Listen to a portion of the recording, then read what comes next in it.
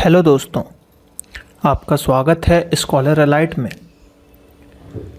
जो लोग ये वीडियो पहली बार देख रहे हैं तो उनसे रिक्वेस्ट है कि आप हमारे चैनल को सब्सक्राइब कर लें, वीडियोस को लाइक कीजिए, कमेंट कीजिए और अपने दोस्तों के साथ उसको ज़रूर बांटिए।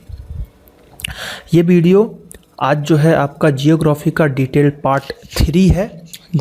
पार्ट 1 और पार्ट 2 ऑलरेडी अपलोड हो चुका है, तो आपसे रिक्वेस्ट है कि उन पार्टों को भी ज़रूर देखें। बहुत ही आईएमपी चीज़ें बताई हैं। डिटेल्ड पार्ट है, इसके अंदर जियोग्राफी भारत का भूगोल मैं अभी कवर कर रहा हूँ।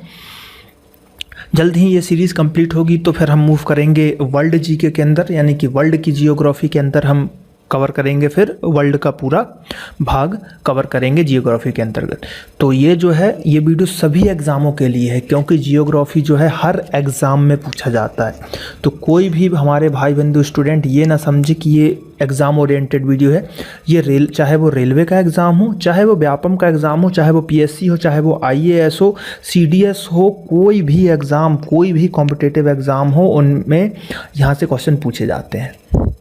चलिए, तो ये पार्ट 3 है, जिसके अंतर्गत आज हम जो देखने जा रहे हैं वो हम देखेंगे भारत की नदियाँ देखेंगे। जैसा कि आप मैप में देख रहे हैं, तो लगभग मैंने पूरी नदी कवर करने की कोशिश की है। जो इम्पोर्टेंट नदी हैं उनको मैंने कवर करने की कोशिश की है। ठीक है, बहुत ही छोटी छोटी नदी है उनको मैंने कवर नहीं किया है, जिनसे क्वेश्चन बनते हैं, और जो आईएमपी हैं उनको मैंने कवर करने की यहाँ पे कोशिश की है। तो चलिए हम स्टार्ट कर रहे हैं यहाँ पे भारत की नदियाँ। तो भारत की नदी प्रणाली की अगर बात करते हैं तो यहाँ पे क्या देख सकते हैं कि भारत की नदियों को मुख्य रूप से 2 भागों में विभक्त किया जा सकता है। पहला जो है हिमालय नदी, यानी कि जो हिमालय से निकलती हैं या हिमालय से बहती है, और दूसरा जो है प्रायद्वीपीय नदियाँ। ठीक है, हमारा भारत भी एक प्रायद्वीप है, तो प्रायद्वीपीय नदियाँ तो 2 हैं, हिमालय नदियाँ और दूसरी है प्रायद्वीपीय नदियाँ। 2 भागों में इसको हमने विभक्त कर लिया है। तो हिमालयन नदियों की बात करते हैं। जो हिमालय की नदियाँ हैं तो ऐसी नदियाँ होती हैं, इसकी डेफिनेशन अगर बात करते हैं तो हिमालय से निकलने वाली नदियाँ, ठीक है, जो हिमालय से निकलती हैं वो हिमालय की नदी हो जाएगी। तो यह जो है क्या होता है कि 12 मास प्रवाहित होती रहती हैं, क्योंकि देखिए हिमालय ग्लेशियर से निकलती हैं, बर्फ़ पिघलती रहती है। तो ये नदियाँ जो हैं हमेशा 12 मास यानी कि साल भर जो है बहती रहती हैं। ठीक है, इसके अंतर्गत अगर बात करते हैं तो इसके अंतर्गत कई प्रमुख नदियां आती हैं। जो आईएमपी है वो हम डिस्कस करते हैं। तो सबसे पहले जो हम डिस्कस करने जा रहे हैं वो कर रहे हैं हम सिंधु नदी तंत्र की। सिंधु नदी के अंतर्गत अगर बात करते हैं तो सिंधु नदी जो है एक बड़ी नदी है। तो सिंधु नदी की बात कर लेते हैं। तो सिंधु नदी का जो है आपका उद्गम स्थल वो तिब्बत चीन में मानसरोवर झील के पास स्थित है।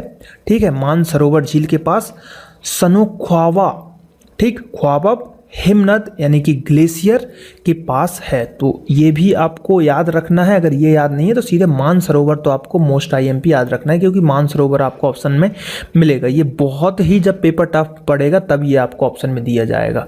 ठीक है, किस ग्लेशियर से, लेकिन ये मानसरोवर से निकलती है, याद रखिएगा। बात करते हैं इस नदी की टोटल लेंथ की। तो इसकी जो नदी की लंबाई है 2880 किलोमीटर है, जबकि भारत में अगर इसकी लंबाई की बात करें तो 709 किलोमीटर है। और यह जो है अंततः पाकिस्तान से होकर अरब सागर में विलीन हो जाती है। यानी कि ये नदी जो है सिंधु नदी, सबको पता है कि पाकिस्तान पे जाती है। सिंधु समझौता भी हुआ है। अभी बीच में बात चल रही थी कि सिंधु नदी के पानी को रोकने की बात चल रही थी। ठीक है, जिसके ऊपर जो है जिम यम किंग ने अभी कुछ टिप्पणी दी थी। तो ये सब जो है सिंधु नदी पे इसलिए हो रही है क्योंकि ये पाकिस्तान में जाती है। पाकिस्तान में जो है सिंधु नदी का बहुत ही बड़ा रोल है। तो अरब सागर में ये गिर जाती है पाकिस्तान से होते हुए। अगले पॉइंट की बात करते हैं। तो अगला पॉइंट यहाँ पे क्या बोला जा रहा है कि सिंधु नदी के साथ बहने वाली उसकी जो सहायक नदियाँ हैं, ठीक है, नदियों में जम्मू कश्मीर की नदियाँ भी हैं, जैसे कि गरतांग, श्योक, सिगार, नुब्रा और गिलगित। ये नदियाँ जो हैं आपकी छोटी छोटी नदियाँ हैं जो सिंधु नदी की सहायक नदी हैं। और जो बाकी कुछ नदियां हैं उनकी जो है हम उद्गम स्थल को देखते हैं, जो सिंधु की सहायक नदियां होंगी। तो बात करते हैं यहाँ पे, जैसे सतलज नदी की बात कर लेते हैं। तो सतलज नदी भी जो है आपकी मानसरोवर झील के समीप स्थित राकस ताल से निकलती है। सतलज नदी कहाँ से निकलती है? राकस ताल से निकलती है आपकी सतलज नदी। अगर इसकी बात करते हैं मुहाना या संगम, तो चिनाब नदी में जो है इसका संगम हो जाता है। इसकी लंबाई की बात करते हैं तो 10-50 किलोमीटर ये लंबी नदी है। ठीक है, रावी नदी की बात करते हैं तो कांगड़ा जिले में रोहतांग दर्रे के समीप जो है रावी नदी का उद्गम स्थल माना जाता है, और ये भी चिनाब नदी में आखिरकार मिल जाती है। मोहाना या संगम की बात करते हैं और 720 किलोमीटर लंबाई। ब्यास नदी की बात करें तो ये भी जो है रोहतांग दर्रे के समीप से निकलती है और सतलज नदी में जाके मिलती है ब्यास नदी भी। ठीक है, 770 किलोमीटर इसकी लेंथ हम भारत में मानेंगे। झेलम नदी की बात करते हैं तो झेलम नदी जो है बरेनाग कश्मीर के समीप शेषनाग झील से निकलती है। देखिए, इसके बाद जो वीडियो होगा वो झीलों के ऊपर ही होगा। तो शेषनाग, ये सब झील, जितने नाग नागिन वाले झील आएंगे वो आपके कश्मीर के अंतर्गत आएंगे। तो शेषनाग झील जो है झेलम पे एक क्वेश्चन और पूछा जाता है कि एक तुलबुल परियोजना है। तुलबुल परियोजना, तो तिलबुल परियोजना किस नदी पे चलती है? तो ये झेलम पे चल रही है। ये बहुत आईएमपी क्वेश्चन है, आजकल ज़्यादा पूछा जा रहा है, तो इसलिए तुलबुल परियोजना को याद रखिएगा कि तुलबुल परियोजना जो है ये आपकी झेलम नदी पे है। ठीक, किलोमीटर की बात करते हैं तो लगभग 725 किलोमीटर है। चिनाब नदी की बात करते हैं तो ये बड़ा लाचा दर्रा से निकलती है। ठीक है, सिंधु नदी में मिलती है, जाके उसका संगम होता है, और इसकी लंबाई की बात करते हैं तो लगभग 1800 किलोमीटर इसकी लंबाई हो जाती है। बात करते हैं पंजाब हरियाणा का मैदान। अब देखिए, थोड़ा सा मैदान को मैंने इसलिए डिस्कस किया है, पढ़ लेते हैं तो आपको समझ में आएगा क्यों यहाँ पे मैंने इस चीज़ को डिस्कस किया है। तो इस मैदान का निर्माण सतलज, रावी और ब्यास नदियों द्वारा हुआ है। इसकी औसत ऊंचाई 250 मीटर है और यह मैदान मुख्यतः बांगड़ से निर्मित है, यानी बांगड़ मिट्टी की बात की जा रही है। इस मैदान में नदियों के किनारे बाढ़ से प्रभावित एक सकरी पेटी पाई जाती है, जिसे बेट कहा जाता है। दो नदियों के बीच की भूमि को दोआब कहा जाता है। अब देखिए, यहाँ पे बात करते हैं दोआब क्या होता है। देखिए, एक नदी मान लीजिए ये आ रही है आपकी, ठीक, दूसरी नदी ये आ रही है, और यहाँ पे आके ये संगम हुआ और यहाँ पे मिल गई और एक नदी बन गई। ठीक, तो ये नदी आई, मतलब ये नदी कुछ ऐसी आई, ये चौड़ी नदी, और ये नदी भी कुछ ऐसी आई, इधर से चौड़ी। ठीक, ये नदी है। ठीक है, अब ये इसका किनारा है और ये इसका किनारा है, तो यहाँ पे जो है मिट्टी जमती जाती है, तो ये एरिया जो है, ये एरिया बीच का जो है दोआब एरिया कहलाता है। ये एरिया जो है ना आपका, ये नदी हो गई, ये दूसरी नदी हो गई, तो ये एरिया जो है आपका दोआब कहलाता है। तो इसको आप बोलेंगे दोआब। ठीक, तो अब इसमें देखिए कुछ बात की, जैसे कि विष्ट दोआब। तो विष्ट जो है किस किस से है? ब्यास और सतलज के बीच का है, इसलिए इसको विष्ट बोल दिया। वारी दोआब यानी ब्यास और रावी नदी के बीच में है। रचना दोआब रावी और चेनाब के बीच में है। चाज दोआब तो चेनाब और झेलम, या इसको चाज भी कर सकते हैं, चाज भी बोल सकते हैं। तो ये कहाँ पे हो जाएगा? चेनाब और झेलम में हो जाएगा। ठीक है, अगला क्या है? सिंध सागर दोआब। तो सिंध सागर में क्या हो जाएगा? झेलम, चेनाब एवं सिंधु के बीच। सिंध सागर दोआब कहाँ हो जाएगा? झेलम, चेनाब एवं सिंधु के बीच। कुछ आईएमपी चीज जो मैंने यहाँ पे कवर किया है कि सतलज नदी तिब्बत के नारी खोरसन प्रांत में एक असाधारण कैनियन का निर्माण करती है, जो कोलोराडो नदी अमेरिका के ग्रांड कैनियन के समान है। ठीक है, ये आपको आईएमपी क्वेश्चन यहाँ से ये पूछा जाएगा कि जो है कौन सी नदी भारत में कैनियन का निर्माण करती है? तो ये हो जाएगा आपका सतलज नदी। सन 1960 ईस्वी में भारत और पाकिस्तान के बीच हुई सिंधु जल संधि, जिसका मैंने अभी पीछे डिस्कस किया था, के अनुसार भारत सिंधु, झेलम और चिनाब नदियों का केवल 20% जल ही उपयोग में ला सकता है, यानी कि सिंधु, झेलम और चिनाब। तो इसका कोड है सिझेची, ठीक, रासव। ठीक। तो सिझेची को जो है पाक यूज़ करता है और रासाव को जो है इंडिया यूज़ करता है। कैसे? सिंधु, झेलम, चिनाब, रासव से रावी, सतलुज और ब्यास। रावी, सतलज और ब्यास, ये 3 नदियां हैं। ठीक है, तो इसको जो है इंडिया यूज़ करता है और इसको पाकिस्तान यूज़ करता है।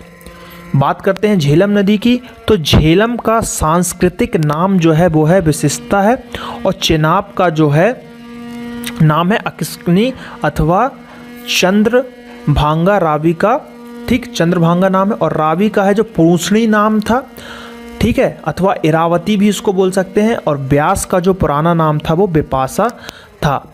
और उसकी बात करते हैं तो सतलुज जो है, सतलुज का नाम क्या था? सतुंद्री सतलुज का नाम था। तो ये भी पुराने चीज़ों में पूछ लिया जाता है। चलिए बात करते हैं अब दूसरे की। सतलुज नदी तंत्र हो चुकी है, अब बात करते हैं हम अगले की गंगा की नदी तंत्रों की बात कर लेते हैं। ठीक है, गंगा नदी ये भी जो है हिमालय से निकलती है, इसलिए भी हिमालय वाला पार्ट चल रहा है।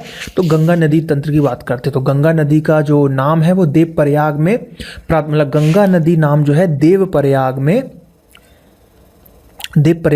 के अंतर्गत जो है उसका नाम गंगा होता है देवप्रयाग के बाद या देवप्रयाग में, जहां भागीरथी उद्गम स्थल गंगोत्री, अलकनंदा उद्गम स्थल बद्रीनाथ से मिलती है। ठीक है, तो यहाँ पे क्या हो जाएगा, ज़्यादा से ज़्यादा जो है लोग इसको अलकनंदा को भागीरथी का जहाँ मेल होता है वहाँ पे देवप्रयाग बनता है। तो अब जो अगला पॉइंट क्या बोला जा रहा है कि इससे पहले अलकनंदा में मंदाकिनी जिसका उद्गम स्थल है केदारनाथ से मिलती है, यानी कि देवप्रयाग से पहले जो है केदारनाथ में अलकनंदा में मिल जाती है। गंगा नदी की अगर कुल लंबाई की बात करते हैं तो 25 किलोमीटर इसकी कुल लंबाई है, जिसमें से उत्तरांचल तथा उत्तर प्रदेश में यह 1450 किलोमीटर तथा बिहार में 445 किलोमीटर तथा पश्चिम बंगाल में 520 किलोमीटर इसकी लंबाई है।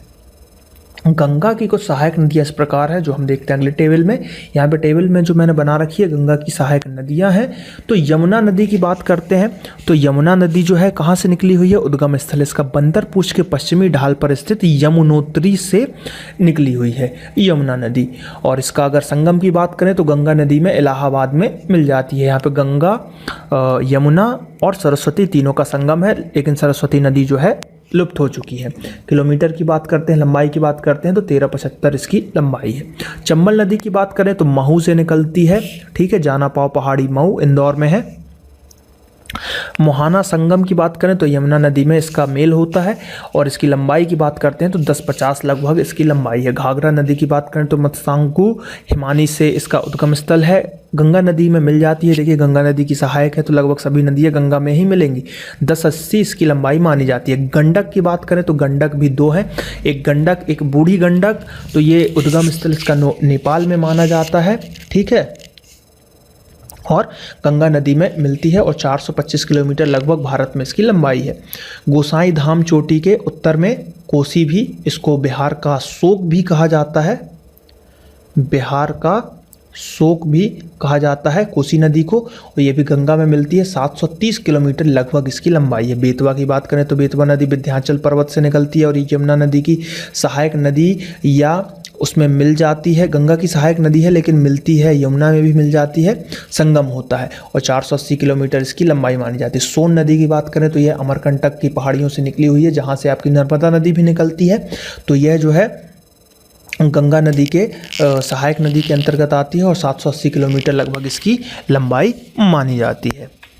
चलिए कुछ और फैक्ट्स देख लेते हैं गंगा और यमुना के बारे में। तो यमुना नदी की अगर बात करते हैं तो यमुना गंगा की सबसे बड़ी सहायक नदी है। ठीक है, गंगा की सबसे बड़ी सहायक नदी यमुना हो जाती है। चंबल, सिंध, बेतवा और केन इसकी स्वयं की सहायक नदियां हैं। हुगली की बात करते हैं तो हुगली नदी जो कि कोलकाता के अंतर्गत आता है, गंगा की एक प्रमुख वितरका यानी कि डिस्ट्रीब्यूटरी है ना, गंगा से ही निकली है जिसको हुगली नदी का दर्जा दिया गया है। ये जो पॉइंट है वेरी IMP है, याद रखिएगा अगला जो मैं बता रहा हूँ। गंगा को बांग्लादेश में पद्मा कहा जाता है, इंडिया में गंगा है फिर बांग्लादेश में जाती है तो बांग्लादेश में हो जाता है पद्मा, याद रखिएगा, ठीक, पद्मा। अब ब्रह्मपुत्र नदी भी है, ठीक है, ब्रह्मपुत्र नदी भी आपकी है। तो ब्रह्मपुत्र नदी जिसका बांग्लादेश में नाम जमुना है, इंडिया में ब्रह्मपुत्र और बांग्लादेश में उसका जमुना है, नॉट यमुना, जमुना है, ठीक है, और बंगाल की खाड़ी में गिर जाती है। यानी कि जो पद्मा है वो जाके जमुना में मिलती है बांग्लादेश में, और फिर उसके बाद जो है बंगाल की खाड़ी में गिर जाती है। गंगा एवं ब्रह्मपुत्र बांग्लादेश में और इंडिया में भी और बांग्लादेश में ये एक विवाद है, विश्व का सबसे बड़ा डेल्टा सुंदरवन डेल्टा का निर्माण करती है। तो ये हम स्पेशली बांग्लादेश नहीं बोल सकते हैं, इंडिया में भी इसका हिस्सा आता है सुंदरवन डेल्टा का, ठीक, सबसे बड़ा विश्व का डेल्टा जो है ये निर्माण करती हैं। बात करते हैं, ये बस याद रखिएगा गंगा को बांग्लादेश में क्या बोलते हैं, तो गंगा को है बांग्लादेश में क्या बोलते हैं हम, पद्मा बोलते हैं। और जो ब्रह्मपुत्र है उसको बांग्लादेश में क्या बोला जाता है, उसको जमुना बोला जाता है।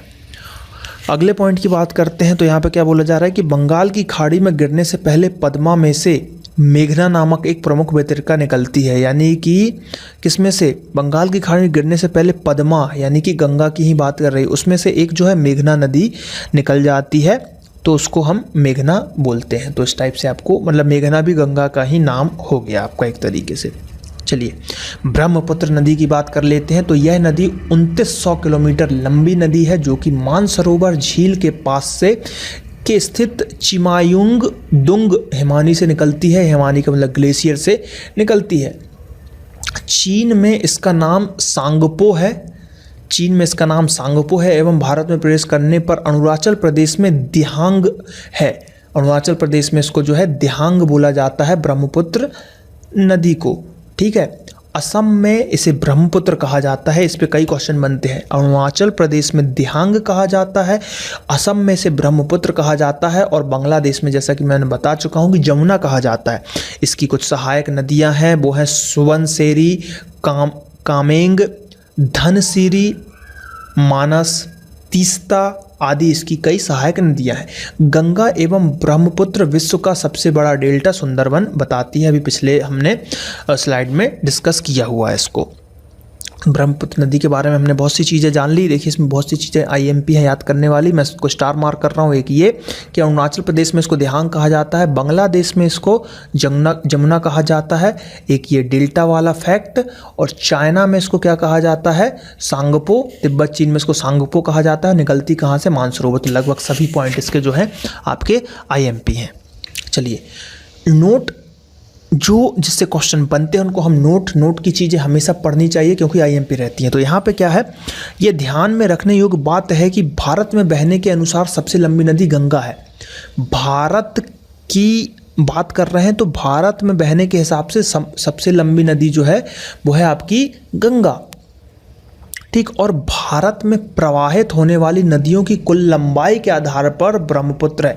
मतलब भारत में प्रवाहित होने वाली, यानी कि जो बाहर से आ रही है और भारत में प्रवाहित हो रही है, तो उसके हिसाब से ब्रह्मपुत्र लंबी है, लेकिन भारत से ही निकलती है वो गंगा सबसे बड़ी है। तो दोनों क्वेश्चन अलग अलग हैं। भारत में प्रवाहित होने वाली ब्रह्मपुत्र नदी सबसे लंबी है। ब्रह्मपुत्र भारत की सबसे बड़ी नदी है, वो भी सबसे बड़ी यानी कि मात्रा के हिसाब से, यानी सबसे लार्जेस्ट, चौड़ाई के हिसाब से भी आप बोल सकते हैं। चौड़ाई के हिसाब से जो है ब्रह्मपुत्र सबसे बड़ी है, पानी की मात्रा उसमें ज़्यादा है, और लंबाई के हिसाब से गंगा बड़ी है, जिसका ओरिजिन भी हमारे भारत से ही हुआ है। तो ये हिमालय नदी का पार्ट हमने कवर किया, जिसके अंदर हमने गंगा श्रेणी देख ली, ठीक है, सतलुज श्रेणी देख ली, लगभग सभी नदियाँ IMP कवर की। अब बात करते हैं हम कुछ प्रायद्वीपीय नदियाँ की। तो प्रायद्वीपीय नदियाँ जो होती हैं, दूसरा पार्ट है हमारा। तो इसमें से लगभग सभी नदियाँ जो है मौसमी होती हैं, यानी कि अधिकतर 12 महीने नहीं बहती, सिर्फ बारिश के मौसम पे निर्भर रहती हैं। इनको दो भागों में भी हम बांट सकते हैं। पहला कि पूर्वी प्रवाह वाली नदियाँ, जिनका प्रवाह जो है पूरब की ओर है, और पश्चिमी प्रवाह वाली नदियाँ, यानी कि अगर भारत का मैप बनाए तो कुछ पूरब की तरफ और दूसरी जो है पश्चिम की तरफ, ठीक है। तो सबसे पहले हम डिस्कस करेंगे पूर्वी प्रवाह वाली नदियाँ। तो पूर्वी प्रवाह वाली नदियाँ की बात करते हैं तो ये सभी नदियाँ बंगाल की खाड़ी में गिरती हैं और डेल्टा बनाती हैं। तो पूर्वी, देखिए पूरब में बंगाल की खाड़ी है, तो सब जो है यहाँ वे ऑफ बंगाल में जो है आगे गिरेंगी पूर्वी प्रवाह वाली। ठीक है, तो इसका पॉइंट क्या बोल रहा है कि ये सभी नदियाँ बंगाल की खाड़ी में गिरती हैं और डेल्टा भी बनाती है, और इनमें से प्रमुख कुछ नदियाँ हैं वो देखते हैं कौन कौन सी नदियाँ हैं।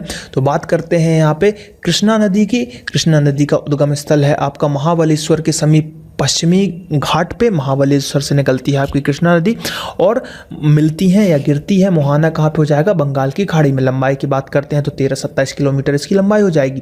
गोदावरी नदी की बात करते हैं तो नासिक जिले महाराष्ट्र के दक्षिण पश्चिम में 64 किलोमीटर दूर स्थित त्रिवेंक गांव की एक पहाड़ी से, त्रियंगवक गांव की एक पहाड़ी से निकलती है, बंगाल की खाड़ी में गिरती है। जैसा कि मैंने बताया कि पूर्व की तरफ जो भी नदियां जाएंगी वो बंगाल की खाड़ी में गिरेगी। इसकी लेंथ की बात करते हैं तो 1465 इसकी लेंथ हो जाएगी। गोदावरी को हम दक्षिण भारत की गंगा के नाम से भी जानते हैं, दक्षिण भारत की गंगा। कावेरी नदी की बात करते हैं तो कर्नाटक के कुर्ग जिले में स्थित ब्रह्मगिरी पहाड़ से निकलती है। इसका उद्गम स्थल आपको सिर्फ कर्नाटक याद रखना है। ठीक है, बंगाल की खाड़ी में मिलती है, लगभग 800 किलोमीटर जो है इसकी लेंथ हो जाएगी। अब बात करते हैं हम अगले पेन्नार नदी की। तो नदी दुर्ग पहाड़ी कर्नाटक से ही पेन्नार निकलती है, तो ये बंगाल की खाड़ी में गिरती है, 570 लगभग इसकी किलोमीटर है। महानदी की बात करें तो मेहवा के समीप महानदी का उद्गम स्थल माना जाता है। बंगाल की खाड़ी कटक के समीप उड़ीसा में इसका जो है मुहाना है और लगभग 850 किलोमीटर पे है। बात करते हैं, कुछ फैक्ट्स देख लेते हैं कृष्णा कावेरी गोदावरी के ऊपर। तो गोदावरी को बृहद गंगा या दक्षिण भारत की गंगा भी कहा जाता है। बृहद गंगा या दक्षिण भारत की गंगा कहा जाता है। इसकी सहायक नदियां हैं मंजरा, पेनगंगा, वर्धा, इंद्रावती, वेनगंगा, सराबी आदि, ये कुछ इनकी सहायक नदियां हैं। तो सहायक नदियां याद नहीं रखना, हमको बस ये याद रखना है कि इसके दक्षिण भारत की गंगा भी कहा जाता है। महानदी की सहायक नदियाँ की बात करें तो इव, सेनोनाथ, हसदो, मांड, जोंक, तेल आदि इसकी सहायक नदी है। कृष्णा नदी की सहायक नदियाँ भी देख देते हैं, कोयना, दूधगंगा, पंचगंगा, भीमा, तुंगभद्रा, इस टाइप से ये जो है इनकी कुछ नदियाँ हो जाएंगी आपकी।